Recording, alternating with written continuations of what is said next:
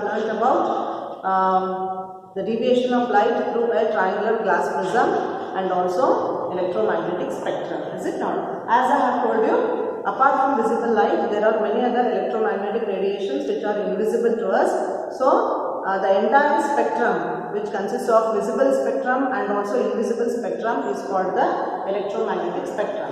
In our previous class, we have learnt about the various components of electromagnetic spectrum. The most important thing you have to remember is their wavelength range and frequency range. Of course, as I have told you, each electromagnetic radiation has a certain wavelength range and certain frequency range.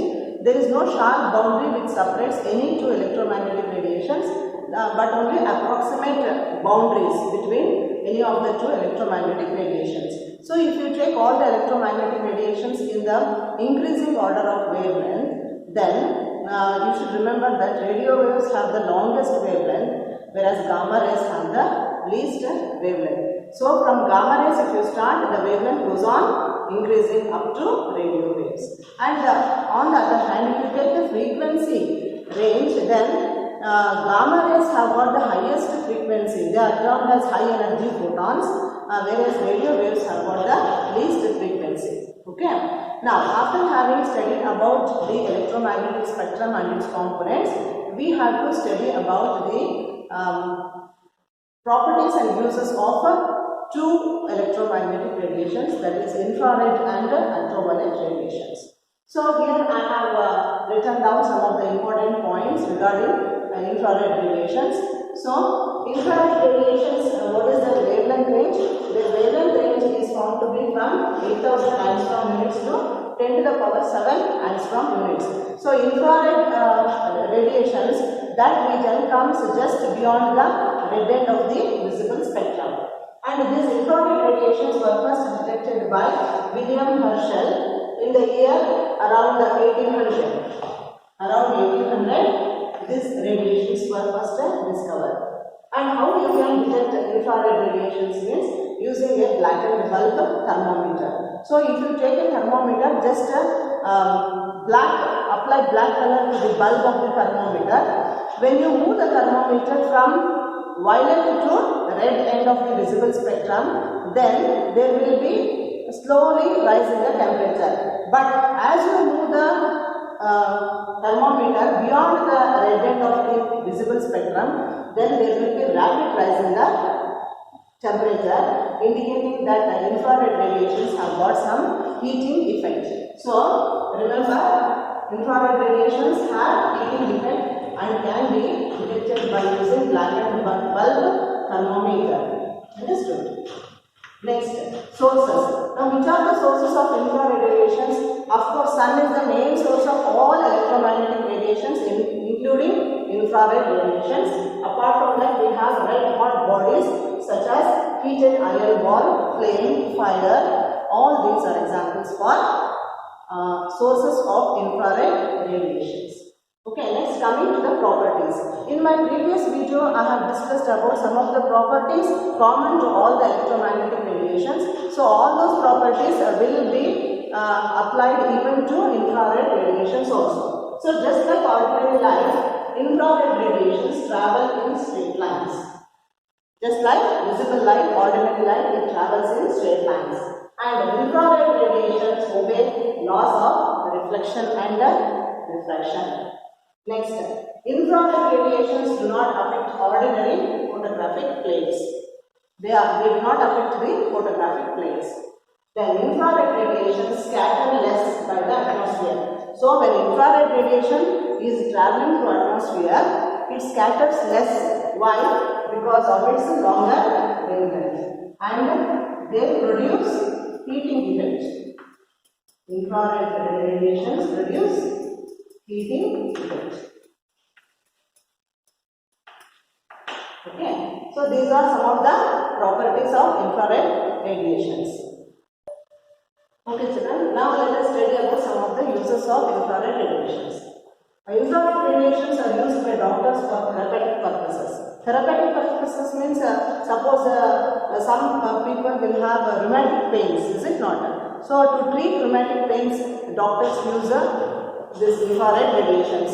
The joints will be swollen and for those swollen joints some therapy is needed, that is called therapeutic purpose, and infrared radiations are used by doctors for treating swollen joints. Understood? Next, infrared radiations are used for photography during night.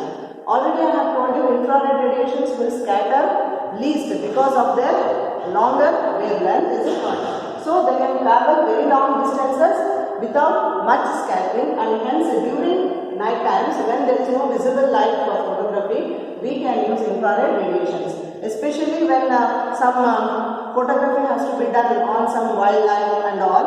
So during night times you have to be watching the wild animals. In such cases you cannot go for daytime photography, because daytime photography it will disturb the animal in its habitat. So night times what they will do, from a very long distance photography is done, that way using infrared radiations. So infrared radiations are used for photography during night times.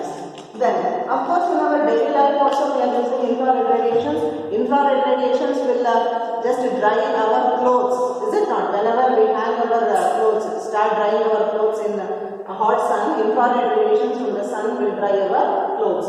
Next, they are used in remote handsets of televisions. So, in remote handsets of televisions, for what purpose we are using infrared radiations? We use infrared radiations to change the television settings. So you are changing your channel, you are just decreasing or increasing the volume and other settings you are doing on the television, that can be done by using infrared radiations. So in your remote handset there will be a bulb. When you start operating that remote handset, it will send out infrared radiations, and there will be a sensor for the television which can sense the infrared radiation. Okay. Then infrared radiations, as I have told you, they are not visible to us, they are invisible, and hence during war time this army uses infrared radiation for signaling purposes. So the army, the other people who are there in the army can detect the infrared radiations, and hence without the notice of the enemy, signals can be sent to a particular, to our army using infrared radiations. Next, in dark rooms for developing photography. Already I have told you that infrared radiations do not affect the photographic plate, but they can be used to develop the photographic plates. So in dark rooms for developing photographs, we use infrared radiations. And because infrared radiations are very long wavelength radiations, they can travel more during daytime without much scattering. They are used to dissipate the fog. They are used to dissipate the fog in airports and all. Because whenever there is a fog, visibility is very less. So to scatter that fog, you can use infrared radiations. So these are some of the uses of infrared radiations. Next, coming to the next electromagnetic radiation, that is ultraviolet radiations. Ultraviolet radiations, their wavelength range is 100 angstroms to 4000 angstrom units. And ultraviolet radiations were first detected by J.W. Ritter around 1801. And you can detect ultraviolet radiations by using chemical activity. Suppose if you take silver chloride solution, silver chloride as it is colorless or white. When it is exposed to ultraviolet radiations, then the color of silver chloride changes to violet, and consequently it will change to, eventually it will change to dark brown. So by that we can just tell that the ultraviolet radiations have some chemical activity, is it not? They will initiate the chemical activity. Next, which are the sources of ultraviolet radiations? Electric arcs and sparks, mercury vapor lamp. These are some of the sources of ultraviolet radiations. Okay children, now let us know some of the properties and uses of ultraviolet radiations. Ultraviolet radiations can pass through quartz but are absorbed by glass. So if you want to obtain a spectrum of ultraviolet radiations, then you have to use a quartz prism, because a quartz prism will allow the ultraviolet radiations to pass through it. If you use a glass prism, then glass prism will absorb the ultraviolet radiations. So you can obtain an ultraviolet radiation, ultraviolet spectrum by using a quartz prism. Okay. Then as I have told you already, even ultraviolet radiations also travel in straight lines and their velocity being equal to that of light. Then ultraviolet radiations are scattered by dust particles which are present in the atmosphere. Then ultraviolet radiations obey laws of reflection and refraction just like ordinary light. And these ultraviolet radiations they strongly affect the photographic plates. Okay, and when compared to the visible light, ultraviolet radiations are more chemically active and they can strongly affect the photographic plates. Next, ultraviolet radiations produce fluorescence on zinc sulfide screen. So, when ultraviolet radiation is incident on substances like zinc sulfide, understood? So, when you allow ultraviolet radiations to be incident on some substances like zinc sulfide, then what happens? This zinc sulfide will absorb the ultraviolet radiations and it will emit other electromagnetic radiations of lower energy.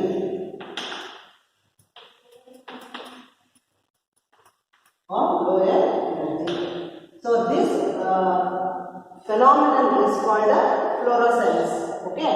So ultraviolet radiations will produce fluorescence when it is incident on a zinc sulfide screen, and based on this only we are making fluorescent tubes and lamps also. These are some of the properties of ultraviolet radiations. Now coming to the uses of ultraviolet radiations. Ultraviolet radiations mainly, as I have told you, they have longer, their wavelength is less, is it not? Their wavelength is less, but because they are very chemically active, they are used for stabilization purposes.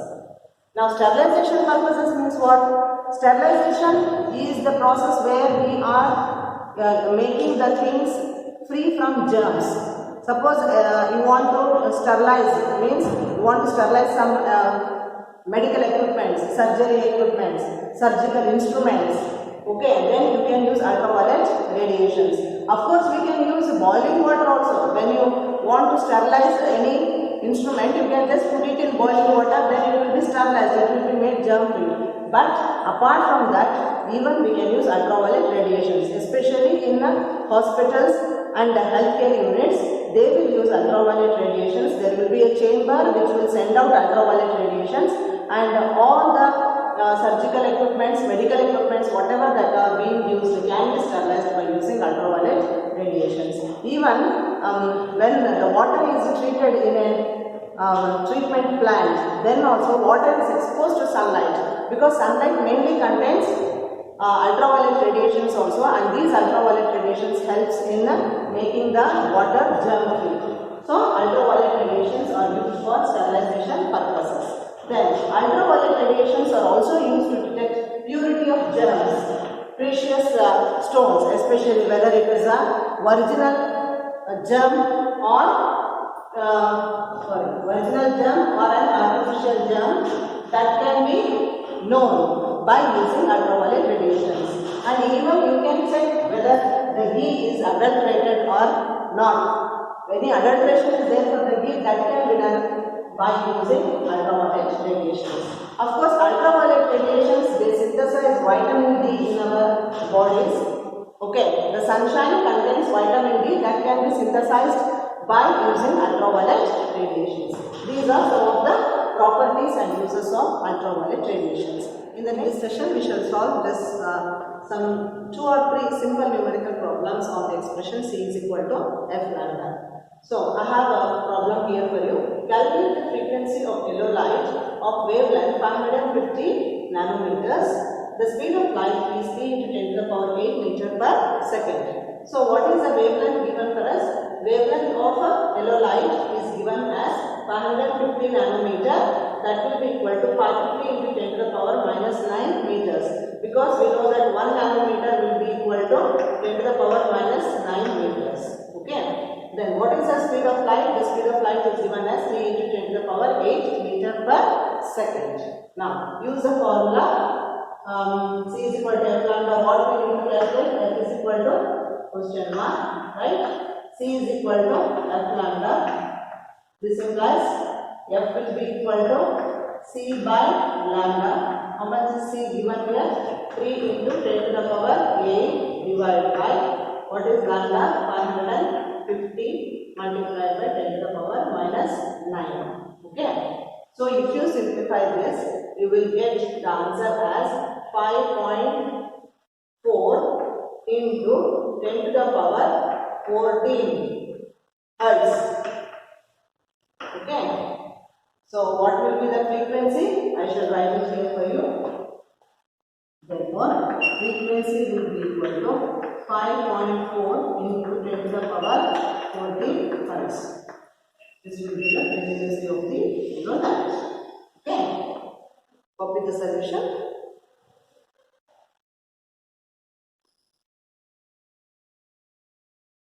Next, one more problem we shall take now. An electromagnetic wave has a frequency 500 megahertz. Okay, 500 megahertz and a wavelength of 60 centimeter. You have to calculate the speed of the wave and you have to name the medium through which it is traveling. Okay. Now, frequency is how much? Frequency is equal to 500 megahertz. That should be equal to 500. 1 megahertz means how many hertz? 10 to the power 6 hertz. Right? Okay. Wavelength is equal to 60 centimeter. That will be equal to 0.6 meters. Now, what will be the speed?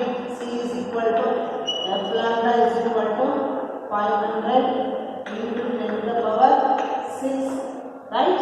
Into 0.6. So 5 6 times will be equal to 30.